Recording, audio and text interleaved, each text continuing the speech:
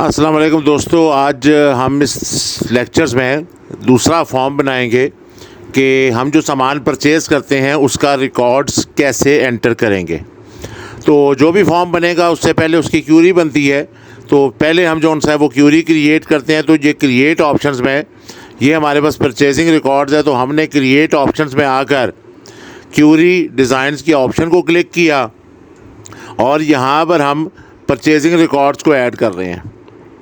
अच्छा, यहाँ पर आइटम डिटेल्स को फ़िलहाल ऐड कर रहा हूँ, लेकिन इसके बगैर भी ये क्यूरी बन सकती है। इसे ऐड करके और इसके बगैर में फ़र्क क्या है, वो दोनों चीज़ें जो सी है वो वहाँ पर आगे फॉर्म में क्लियर करते हैं। इसे क्लोज़ कर दिया। एक बात ये याद रखिएगा कि क्यूरी में आपने जो भी टेबल्स कॉल करने हैं उनके दरमियान रिलेशनशिप होनी चाहिए, तभी वो आपका डाटा वहाँ पे एक्सेप्ट करेंगे। तो यहाँ पे हमारे पास रिलेशनशिप लगी हुई है।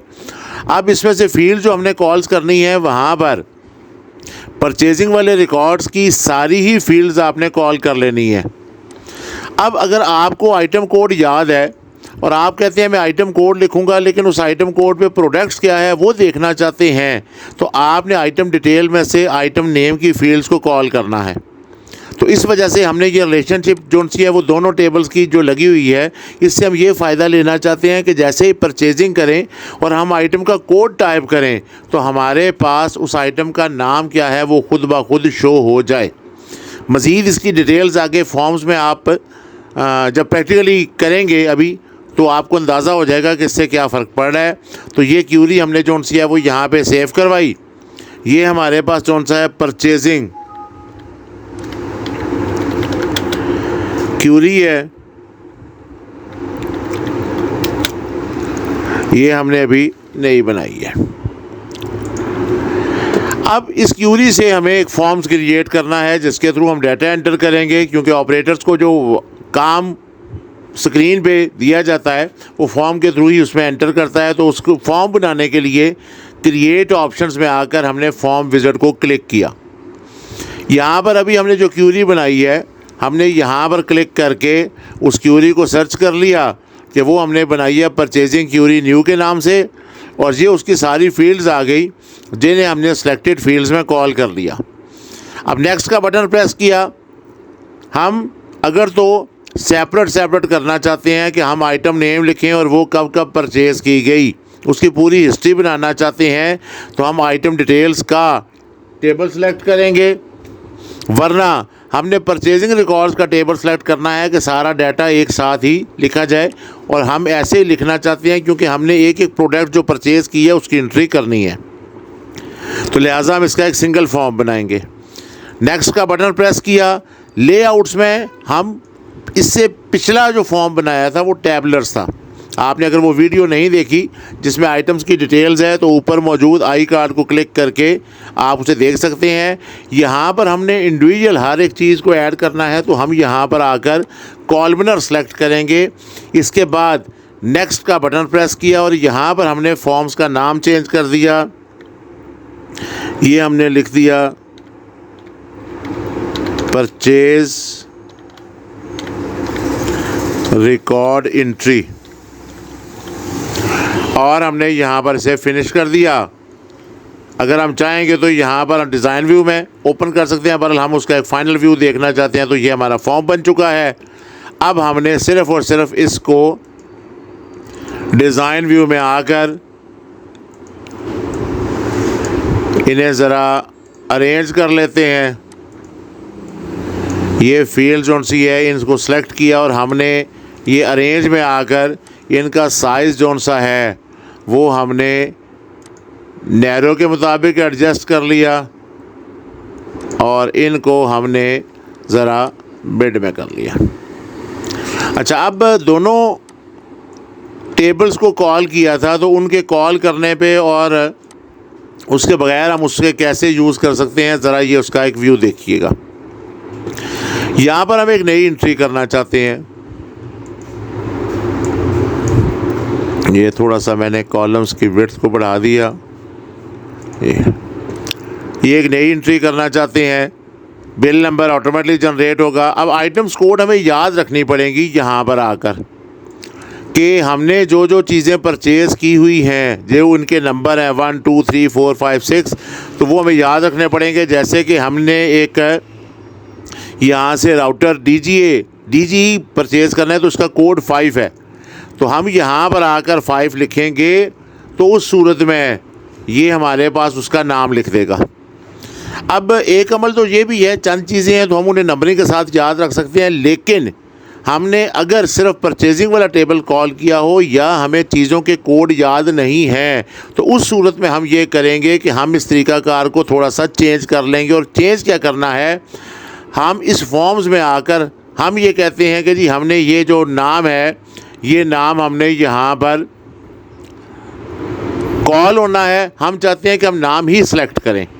तो उस सूरत में आपने क्या करना है कि डिज़ाइंस में आकर आपने ऐड करवाना है एक जौन सा है वो कॉम्बो बॉक्स जौन सा है वो आप वहाँ पे ऐड करेंगे। तो ये आपके पास कॉम्बो बॉक्स है, आप इसे क्लिक करके कहीं भी ड्रैग कर लें।